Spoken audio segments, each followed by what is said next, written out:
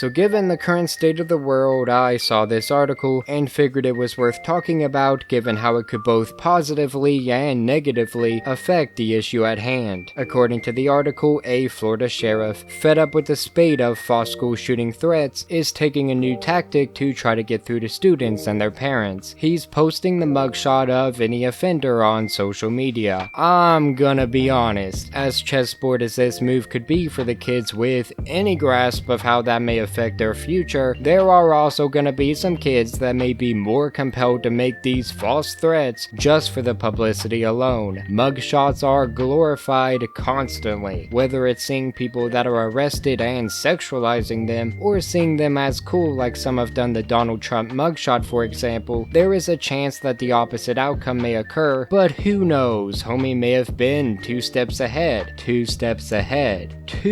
Okay, I'm done. Law enforcement officials in Florida and across the country have seen a wave of school shooting hoaxes recently, including in the wake of the deadly attacks at Appalachia High School in Winder, Georgia that killed 2 students and 2 teachers. Rest in peace. 2 issues need to be tackled here: the decline of mental health in children and the impact of social media in their decision making. There's a big focus on kids wanting to garner huge publicity on social media platforms, and trolling, as awful as false threats, definitely garner attention. We need to start calling out stupidity, teach your kids the difference between good and bad publicity, and educate them in a way that makes it so they wouldn't do this or any harmfully stupid trend for their chance of a moment in the spotlight. Parent your kids, take up that responsibility, and push back against the ideologies that promote idiocy. Volusia County Sheriff Mike Chitwood on Florida's Atlantic coast says he's tired of the hoaxes targeting students, disrupting schools,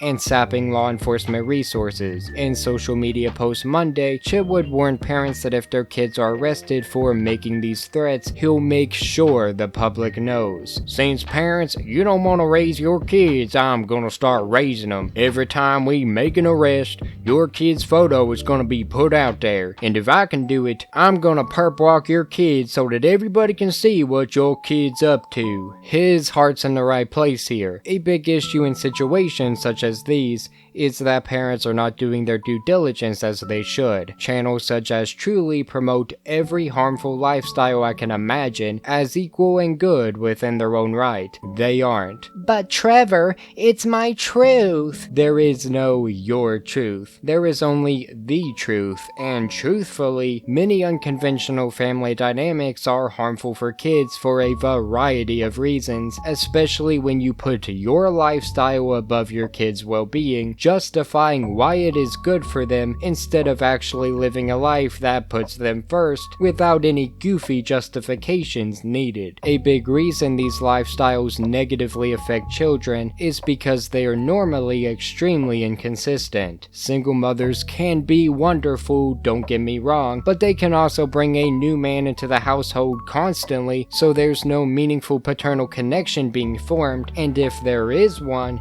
it is quickly dragged away. That is a common example. Imagine an uncommon one: an open marriage. Imagine it then turns into polyamory, and then divorce, since those dynamics usually lend themselves over to jealousy as 2 people become closer and tend to exclude the third even if they don't mean to. As those 3 fight for attention, there is also a child involved. A child who needs attention as well, and most likely is being neglected in that and possibly other regards, which leads to them searching for attention on the internet, any that they can get, with the lengths they're willing to go to being different based on the person, the situation, etc. As a kid, I'd be embarrassed to be perped to walk through a school, so if I had some stupid idea to post a threat like that, it would deter me from risking it. Not all kids would do that same risk assessment, and again, some may find the bad kid persona that would be shown by being walked like a criminal enticing. Just things to take into consideration. If the kids are truly capable of understanding the damage their actions may have on their and their family's future, then this public humiliation ritual may do them some good. In case you think he's all talk though, Chitwood made the announcement in a video highlighting the arrest of an 11-year-old boy who was taken into custody for allegedly threatening to carry out a school shooting at Creekside or for Silver Sands Middle School in Volusia County. Chitwood posted the boy's full name and mugshot to his Facebook page. In the video, which had more than 270,000 views on Facebook as of Monday afternoon, the camera pans across a conference table covered in airsoft guns, pistols, fake ammunition, knives, and swords that law enforcement officers claim the boy was showing off to other students. Later, the video cuts to officers letting the boy out of a squad car and leading him handcuffed into a secure facility, dressed in a blue flannel button-down shirt, black sweatpants, and slip-on sandals. The boy's face is fully visible at multiple points in the video. Honestly, even though the kid's a minor, I am definitely okay with this.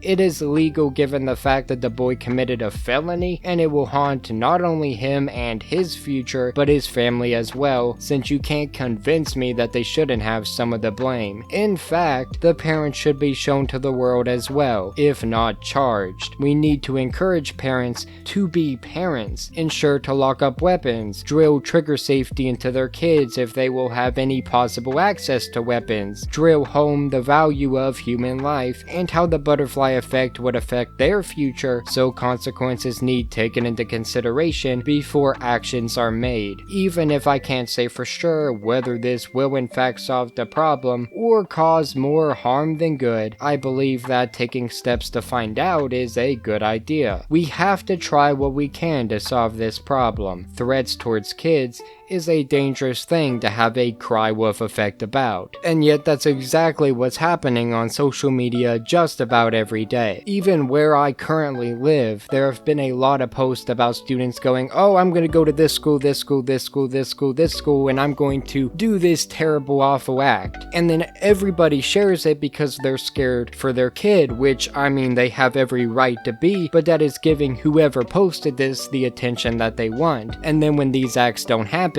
people are going to start becoming desensitized to it. They're going to start taking it less and less seriously because it's basically just becoming another big old trend at this point. And then whenever a real threat is threatened, there won't be safety precautions taken as seriously as they should be, and more harm will be caused because of it. The fact that this is reality is super sad, and we do need to weed out threats because of it, but we also need to find permanent ways to establish safety and peace of mind as well. Install metal detectors at the entrances of schools. Ensure that there is a security or school officer in some regard. Offer better free mental health resources. Destigmatize asking for help and reporting possible risks and dangers, stuff like that. If the problem continues to get worse, we may need to require clear backpacks to ensure that nothing of harm can be easily snuck in. And if you are worried for your child's safety, there are also kinds of backpacks that you can get that are bulletproof to at least give you some peace of mind as a parent, and hopefully your child never needs to try them out. There's a lot that we need to do in order to tackle this problem, but we have to ensure the safety of the children first and foremost. Anyway, that's all I have to say. Have a great day. Thank you.